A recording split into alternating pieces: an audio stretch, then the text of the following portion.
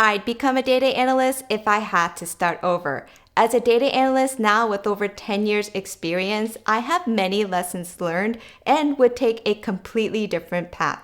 Anyone, yes you, can be a data analyst all within 6 months of self-study. Here's how. By failing to prepare, you are preparing to fail, says Benjamin Franklin. And without a plan, you will get lost in the data analyst journey. So here is a 6-month roadmap that I personally would use. I'd split up the roadmap into 3 different parts: the skills, the projects, and the job applications, and put a date on the calendar 6 months from now and work backwards from it. So in months 1 to 3, I will work on skills. In month 4, I would work on projects, and then month 5 and 6 is the job application process. And 6 months is very reasonable if you have about 3 to 4 hours to study every day. And everybody has different schedules and different commitments, but if that's something that you can commit to, this roadmap would work for you. I also have a video on how I was able to self-study for 4 hours every day, and if you're looking for tips there, I will link the video above. Months 1 through 3 is skills. Knowing what I know today, I would really just focus on learning 3 tools, and that is Excel, SQL, and Tableau. I would learn it in that order and just focus on just those 3 for 3 months. I'm not including Python, cloud technology, other BI tools because most entry-level data analyst roles will only require you to know those 3 skills that I listed. And from my personal experience as well, those were the only 3 tools I used for years, so that is enough to get you started and you can worry about learning the other skills after you land the job. Excel is the first tool that I would learn because Excel is still the most popular BI tool used across industries, and it's highly likely that in your first role as a data analyst, you'll be using a lot of Excel. You need to know how to clean, analyze, and present data using Excel. And what level do you need? About an intermediate level where you know key functions like VLOOKUP, pivot tables, how to create visualizations.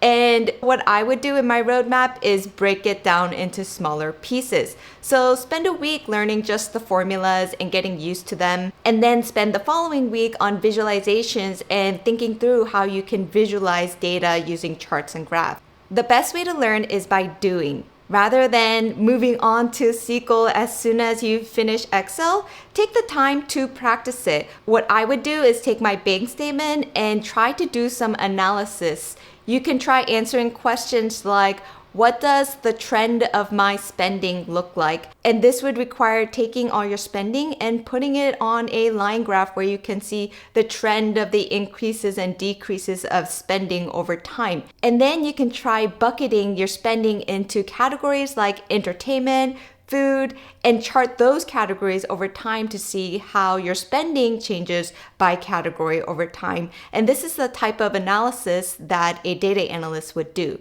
Next is SQL. SQL is fundamental to be a data analyst. If you have a technical assessment for your data analyst job, it will 100% be in SQL. Data is stored in databases, and SQL is a language that you use to talk to databases to get the information that you need. SQL is a more powerful tool than Excel because it allows you to work with really large data sets and also be able to combine them to easily create different analysis. You only need to be an intermediate level SQL user. Note I didn't say advanced. And that includes functions like select, where, group by, having, joins, and window functions. Some websites I personally use to learn SQL are DataCamp, Udemy, LinkedIn Learning. DataCamp was extremely useful because it allowed me to interactively learn SQL hands-on without having to download anything, as well as LinkedIn Learning. If you are in the US, a lot of public libraries actually offer a free subscription. So I was able to do a lot of my learning for free through LinkedIn Learning. And lastly, don't forget YouTube because there's a lot of really good free tutorials on YouTube that you should use as well. Next, we move on to Tableau.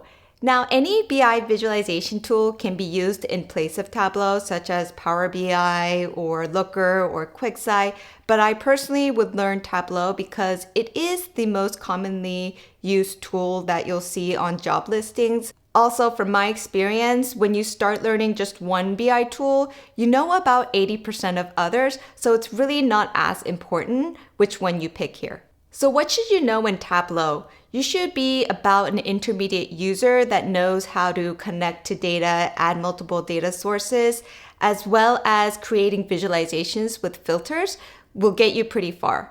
There's also a free version of Tableau that you can download and start practicing. And you can even take the same bank statement data that you had earlier and use that to create some of the same visualizations to get practice. Month 4 is projects. This is a step that I wouldn't skip because without any data work experience, I don't have anything to show recruiters that I know how to do data analysis. So knowing that the purpose of these projects is to use on my resume and interviews, I would strategically use them to make myself stand out. Here are 3 tips for your projects. Tip 1, I'd create 3 to 4 projects that shows a combination of my skills. So I wouldn't create a project in just Excel and a project in just SQL.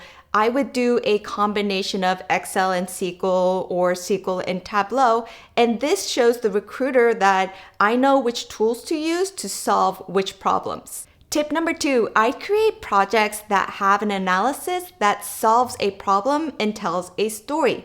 Data analysts always start their process first with the problem, and it's no different for a project. A common mistake is to start with the data set first with no plan and then work aimlessly without knowing what it is that you're going to do. It's like when I'm looking at the bank statement data and without a problem statement, I would just take it and create all sorts of fancy graphs that look really good but don't mean anything. It's only when I have the problem statement of what does a trend of my spending look like that I actually have a direction and can sit down and think about, well, how would I best show this through a visualization and tell a story?